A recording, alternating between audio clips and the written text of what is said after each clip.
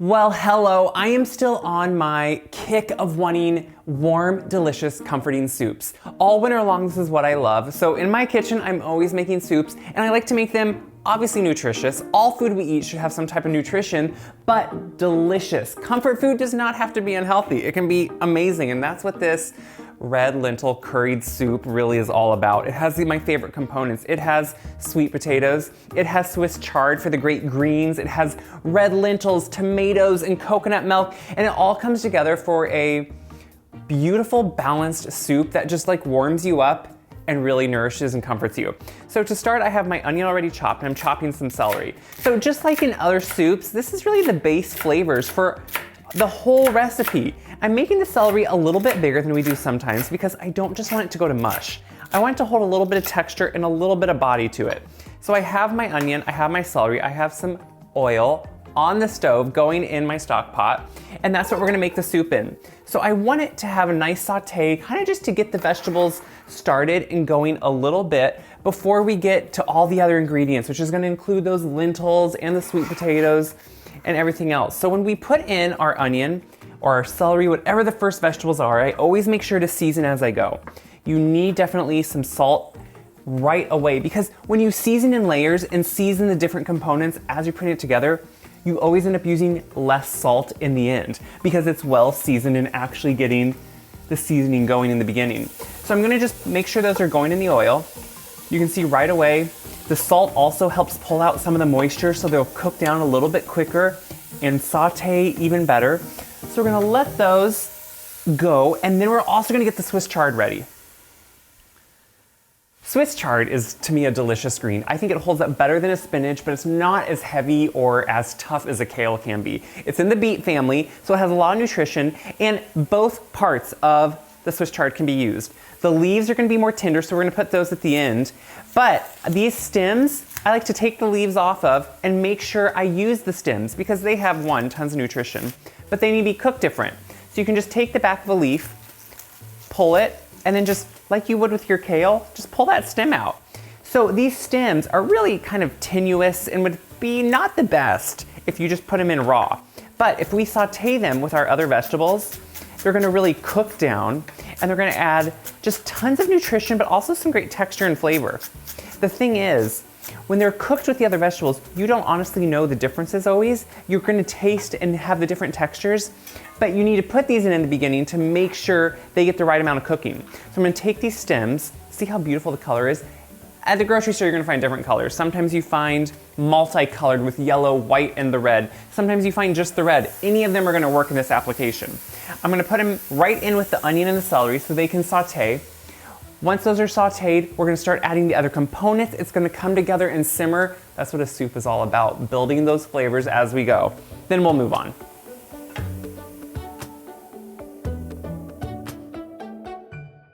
The onions are really starting to cook down and get a little bit of fond on the bottom, so it's time to add the garlic. We don't add the garlic in the beginning usually of something cooking because it can burn, it can get a little bit bitter, so it's always, to me, better to add it at the end. So we're just gonna chop it up, kind of give it a fine dice if we can, mince it. You could use a press here. Sometimes, you know, I don't like to dirty another tool. It just depends if I'm in the mood or if I'm not, and this time I'm gonna chop it. I do all my homegrown garlic, and I think that is always gonna have more flavor, be stronger, have just a lot more nuance to it. Of course, any you buy is gonna be delicious, but if you have a garden and haven't grown garlic, I think now is the time. Don't worry, I have it all up on my website how you can do it. I'm gonna add in the garlic, and garlic now we just really wanna get warmed and start cooking slightly. So we're gonna stir that in, and while the garlic is warming, just for about a minute here, we're gonna add in our spices. Spices a lot of time release more flavor when they're put into the hot oil as opposed with the liquid. So we're gonna start with curry. Curry is really kind of the base of this and gonna add a lot of the flavor. And then we wanna up the curry a little bit with some more cumin. Cumin has that earthy, just like that delicious flavor that plays well with curry. And already the fragrance coming out of here is warm, is comforting, gives you those winter spice notes, and then some red pepper flake. I like the spice, and I think it really lends well with the curry, and it really helps kind of balance everything out and gives you kind of that warm heat without being too spicy. So we're stirring this, and you're noticing the spices are starting to get a little bit darker. They're starting to pick up that oil and just cook a little bit, and that's what we want.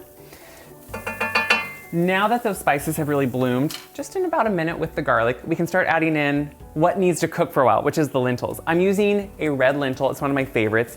It gets soft, but still has a little bit of texture, and it gets kind of creamy, and that's what I want. The color also works really well. And we're gonna grab our tomatoes, because that's gonna cook with everything. So we're gonna add in our lentils. What I love about this soup is the beautiful color. Then we're gonna add in our tomatoes, and then we're gonna add in some water. And instead of measuring in a new cup, I like to use the can, because guess what? There's a lot of goodness in this can of that juice kind of on the edges, and I wanna clean it off. I feel like my mom, my grandma, they are just singing that praise with me, saying yes, use it up, clean it out.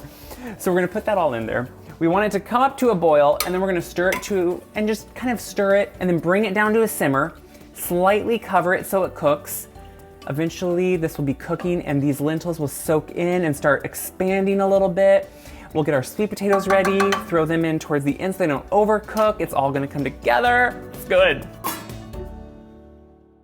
The soup has been cooking and simmering for just a few minutes here, and the lentils are starting to soak in some of that, so it's time to get the sweet potatoes ready. Now, I am using a Japanese sweet potato, which if you can't find, you can use another one. What I love about these white sweet potatoes is they have a little bit more heft to them, like a traditional potato, but they have all the benefits of a healthy sweet potato with the complex carbs, the delicious vitamins and flavors and sweetness, and I really love how they hold up in a soup. They just, to me, you can't beat it. They have great texture once they're cooked.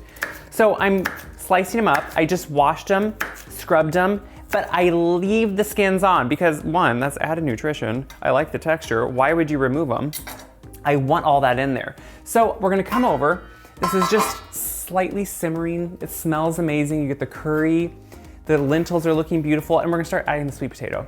The reason I didn't add it right in the beginning, I just don't want it to overcook. I don't want it to become way too thick and get a little mushy. So instead I like to add it, stir it in, see how it's looking. Look at that beautiful. Look how pretty that's at. I love a good hearty soup, and that's what this is becoming. So we're gonna continue to let it cook, continue to let it simmer. We want those lentils to be soft and creamy, the potatoes to be creamy. We'll add them at the end, all that Swiss chard, coconut milk, and it'll be done.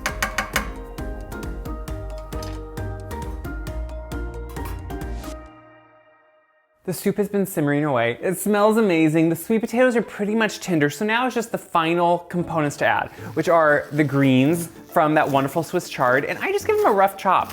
Nothing too fancy. You know, the thing is, I like that you're gonna be able to see the greens in there. I don't want them just to be, like, go down to nothing, so I wanna give it, you know, some decent size to it so you know what you're eating and you see the beauty of it, the color, the health. We eat with our eyes first.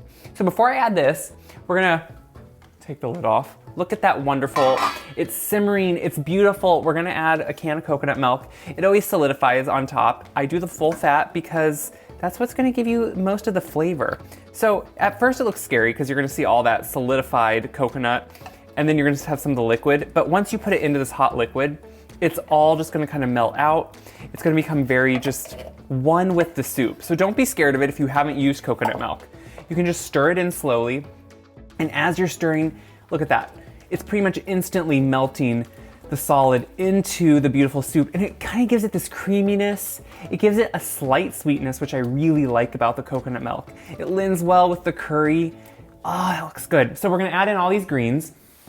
I'm just gonna grab them, throw them right in, and I want them to wilt in. So these last two components, they don't really need to cook a lot. They just need to kind of slightly wilt.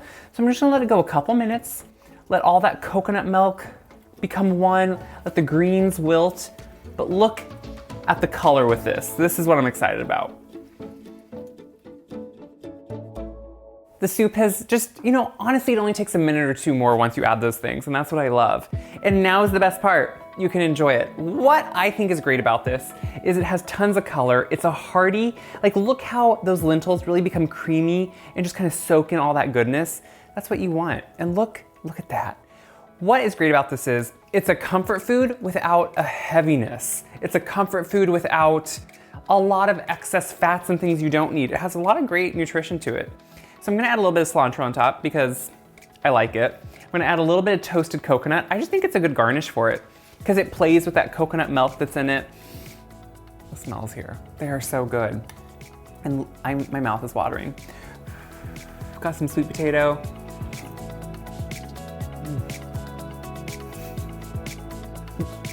I love this. I love it because it's like a big warm hug, especially during the winter.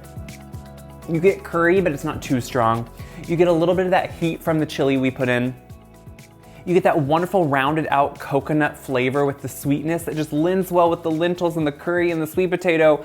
And it all works together to be delicious. And that's the point. It has a lot of flavor, has a lot of health, nutrition, but who cares? Because it's just so good and that's what matters. So what do I hope you do with this? I hope you make some delicious soup, because guess what? If I can make the soup, anyone can make the soup. So share this video around, because that helps me and it helps everyone else find this recipe, which is a good recipe. Check my website, wiseguide.com, for tips, for tricks, but also for this recipe, for other recipes. Until next time, make some soup and enjoy it. That's the whole point.